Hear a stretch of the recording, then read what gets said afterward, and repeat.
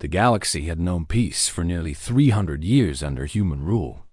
The Terran Empire stretched across 4,000 star systems, and its word was law. Alien species had joined the fold willingly or otherwise. Trade flourished. Cultures mixed. But peace, as the old human saying went, was simply the time between wars. Admiral Chun Wei stood on the bridge of the TE's Hammer of Dawn, flagship of the Third Imperial Fleet. She watched the holographic display with cold eyes as red markers spread across the Vela system like a disease. The Kethari, a reptilian species known for their merchant skills and quiet nature, had been loyal subjects for 2 centuries. Now their homeworld burned with rebellion. The reports had come in fragments at first. Protests in the capital, demands for independence. Then the violence started. Human colonists were attacked. Imperial governors were assassinated. Within weeks, the entire Kethari population had risen against the Empire. 5 human colonies in the system had gone silent. Millions of human civilians were trapped behind enemy lines. But Admiral Chun knew the truth that the rebels did not understand. They had not started this war on their own. Someone had whispered in their ears. Someone had given them weapons. Someone had promised them victory against the greatest military force the galaxy had ever seen. The Third Fleet dropped out of hyperspace above Valor Prime with the force of a hammer striking an anvil. 147 warships arranged themselves in perfect formation. Destroyers took the outer ring. Cruisers formed the middle line. And at the center sat the dreadnoughts, each one capable of reducing a continent to glass. Admiral Chun opened a communication channel. A voice went out to every receiver in the system, human and alien alike. She spoke calmly, without anger or hatred, as if she were reading a weather report. This is Admiral Chen Wei of the Terran Imperial Navy. You have 48 hours to release all human hostages unharmed. You have 48 hours to surrender your weapons and submit to Imperial justice. After that time, there will be no more warnings. There will be no negotiations. There will only be silence. The Kethari response came within the hour. It was not surrender. It was defiance. Their newly formed Free Council broadcast images of burning human flags and cheering crowds. They declared that the time of human tyranny had ended. They announced that powerful allies stood with them, though they did not name these friends. They promised that the Empire would break itself against their resolve. Admiral Chun watched the broadcast without expression. She had seen this kind of thing before. Young rebels, drunk on their own rhetoric, believing that passion could defeat precision. They did not understand what was coming. The 48 hours passed slowly. During that time, the Third Fleet did not fire a single shot. They simply waited, patient as stones, while the rebels celebrated and prepared their defenses.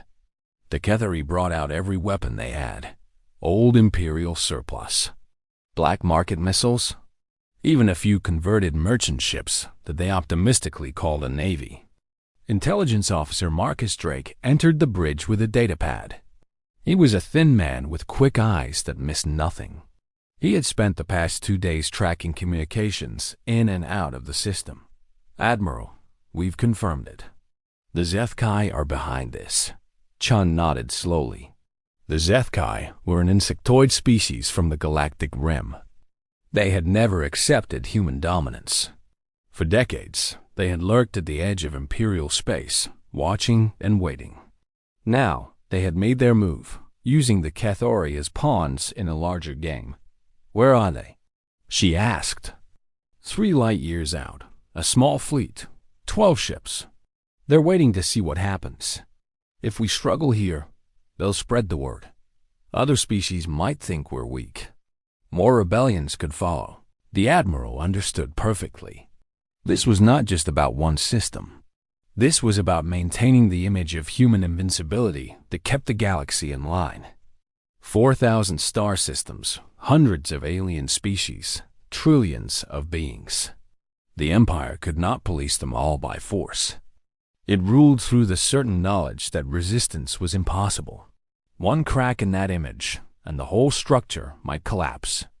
"Then we cannot struggle," Chine said simply. "We must make this look easy." The deadline passed at exactly midnight, Galactic Standard Time. Admiral Chun gave a single order. The Third Fleet moved forward like a living thing, every ship in perfect synchronization. The Cathari defenses opened fire first. Missiles streaked through the black void. Plasma cannons blazed. For a moment, the space above Valora Prime became a storm of light and fury. The rebels had gathered everything they had, and they threw it all at the human fleet. The Imperial shields absorbed the attack like an ocean absorbing rain. Not a single ship was damaged. Not a single weapon got through. The Cathari had spent their entire arsenal in one desperate moment, and they had achieved nothing. Then the humans fired back. The response was not wild or chaotic. It was surgical, precise. The Imperial targeting systems had spent the past 2 days mapping every rebel position, every weapon emplacement, every ship in the system. Now that data was put to use. Orbital defense platforms vanished in silent explosions. The rebel fleet, such as it was, ceased to exist in under 3 minutes. Ground-based missile sites were struck from orbit with perfect accuracy. Power stations went dark. Communication arrays fell silent. The bombardment lasted exactly 1 hour. When it ended, the Cathari military capability had been reduced to 0, but the cities still stood. The civilian population was unharmed. The Admiral had been very specific about this. The goal was not genocide. The goal was submission. Imperial landing craft descended through the atmosphere like metal rain. 40,000 Marines hit the ground in the first wave, their powered armor making them more machine than human. The Cathari resistance fighters, armed with rifles and bombs, tried to oppose them in the streets. Sergeant Julia Reyes led her squad through the burning capital. She had fought in 6 campaigns across the galaxy, and this felt familiar. The aliens were brave enough. They came at the Marines with desperate courage. But courage meant nothing against superior technology and training. Her squad's plasma rifles cut through the rebel positions like knives through paper. Her suit's sensors detected enemies before they could attack. Her armor shrugged off everything the Cathari threw at her. Within hours, the capital was secure. Within a day, all major cities were under Imperial control. The Free Council was captured alive. Admiral Chun had been very specific about this as well. Death would make them martyrs. Captivity would make them examples. But the job was not finished. 3 light years away, the Zethkai fleet still waited and watched. Admiral Chun detached a small force from the Third Fleet. Just 10 ships. Just enough to send a message. Captain Thomas Vance commanded this group. His destroyer, the TES Silent Fury, led the formation through hyperspace toward the Zethkai position. They emerged from the jump directly in front of the alien fleet, so close that neither side could miss. The Zethkai commander was startled.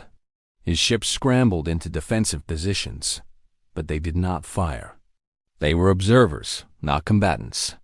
They had not expected the humans to come for them. Captain Vance opened a channel. His words were recorded and would be broadcast across the galaxy within days. You thought you could hide in the shadows. You thought you could stir trouble without consequence. You were wrong. The Terran Empire sees everything. The Terran Empire forgets nothing. And the Terran Empire does not tolerate agitators. The Zethkai commander tried to protest.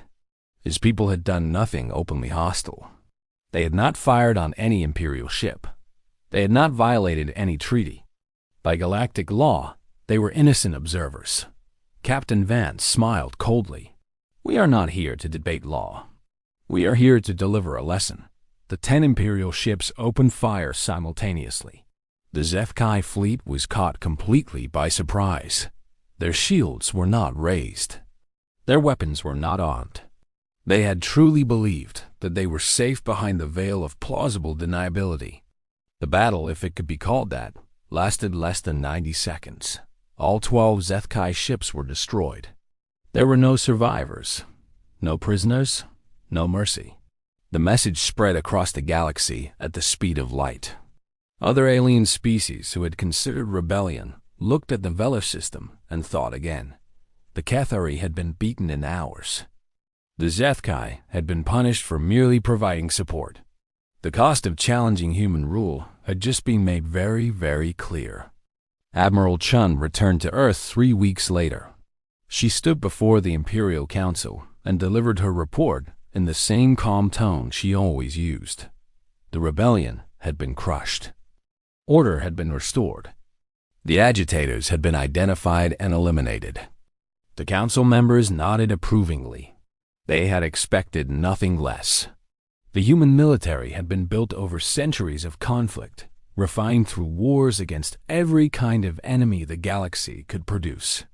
It was the most efficient instrument of violence in existence.